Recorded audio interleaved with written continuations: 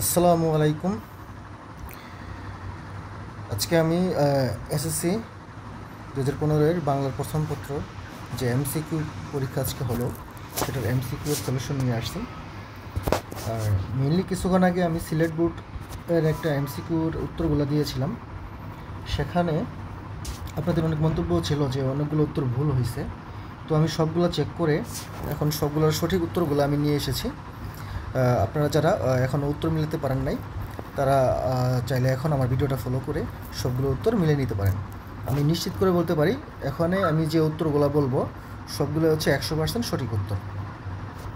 আমি আবারও বলতেছি, এটা হচ্ছে আমাদের সিলেট বোর্ড।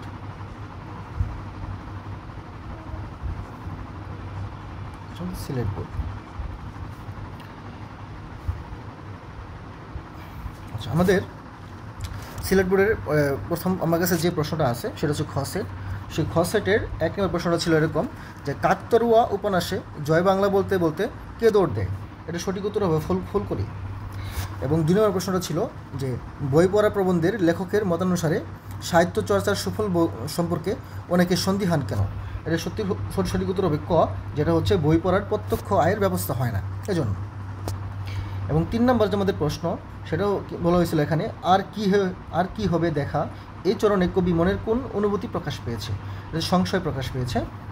এবং 4 নম্বর প্রশ্নটা হচ্ছে আমাদের উদ্দীপকের কলিমুল্লার মতের সঙ্গে শিক্ষা ও মনুষ্যত্ব প্রবন্ধের সাদৃশ্যপূর্ণ বাক্য কোনটা? এর উত্তর হবে খ উত্তর। এটা খ নম্বর অপশনটা হচ্ছে অন্য বস্ত্রের প্রাচুর্যের চেয়েও মুক্তি বড়, এটা হবে সঠিক উত্তর।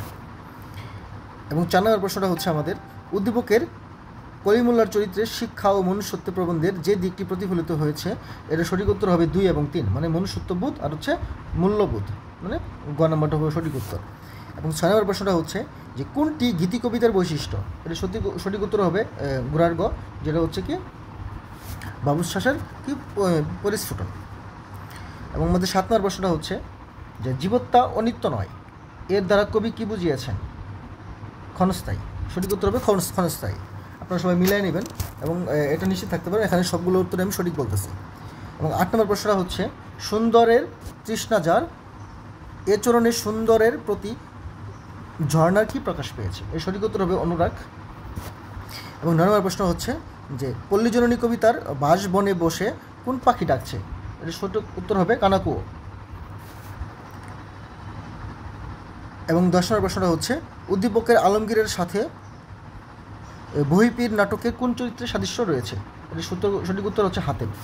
এবং 11 নম্বর প্রশ্নটা হচ্ছে উদ্দীপকের আলমগীর সাহেব এবং বহিপীর নাটকের উল্লেখিত চরিত্রের মধ্যে ফুটে উঠেছে, এটা 3টা সঠিক উত্তর হবে নৈতিকতা, মানবিকতা আর হচ্ছে স্ত্রী বুদ্ধি, 3টা হবে সঠিক উত্তর, মানে ঘোড়ার গ। এবং 12 নম্বর প্রশ্ন হচ্ছে আমি কোনো আগন্তুক নই কবিতার কোনটি কবির অস্তিত্বে গাথা? এর সঠিক উত্তর হবে নদীর কিনার। এরপর হচ্ছে আমাদের 13 নম্বর প্রশ্নটা হচ্ছে যে বঙ্গবাণী কবিতার কাদের প্রতি কবির তীব্র ক্ষোভে বলিষ্ঠ বাণী উচ্চারণ করেছেন? এটা সঠিক উত্তর হবে যারা শিকড়হীন পরগাছা স্বভাবের লোক, সেটা হবে সঠিক উত্তর, ক নাম্বারটা।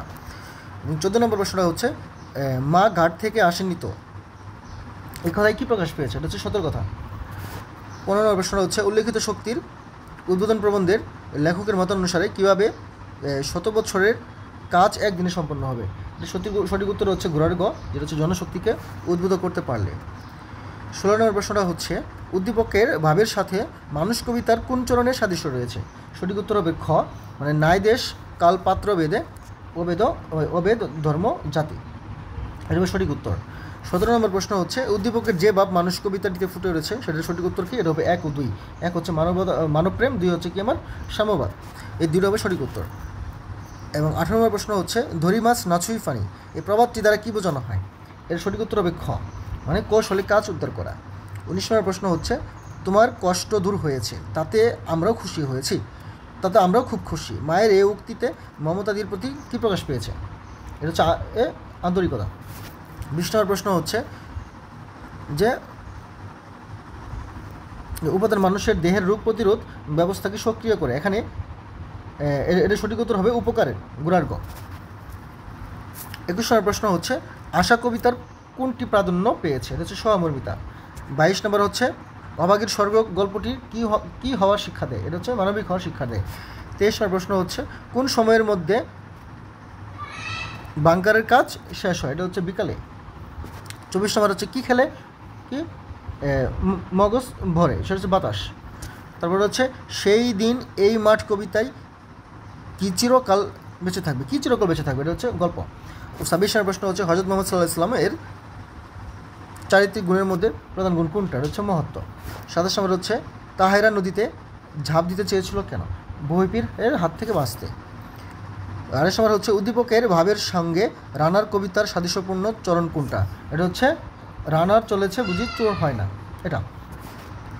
29 নম্বর হচ্ছে উদ্দীপকের শিক্ষক জসিমউদ্দিন এবং রানার কবিতার রানার উভয়ের চরিত্র ফুটে উঠেছে কি, এটা হবে 1 এবং 3, মানে সময়ানুবর্তিতা আর হচ্ছে দায়িত্বশীলতা। 30 নম্বর সর্বশেষ প্রশ্ন, সেটা হচ্ছে শোভাকে নির্বাক ব্যাকুলতার সাথে সান্ত্বনা দিতে চেষ্টা করতো কোনটি, সে গাভী দুটি। এই হলো আমার 30টা প্রশ্ন, এখানে আপনারা সবাই মিলিয়ে নিতে পারেন, ঠিক আছে। এবং আবার থেকে আমি 100% অ্যাসিওর দিতে পারি এখানে প্রত্যেকটা উত্তরই হচ্ছে সঠিক। এর আগে আমি যেটা আসলে এই আপনার ওই শর্টস আকারে দিয়েছিলাম, সেখানে বেশ কিছু উত্তর ভুল হয়েছে, কারণ আমি তাড়াহুড়া করে দিতে গিয়েছিলাম। এর জন্য আপনাদের সবার কাছে আমি দুঃখ প্রকাশ করতেছি।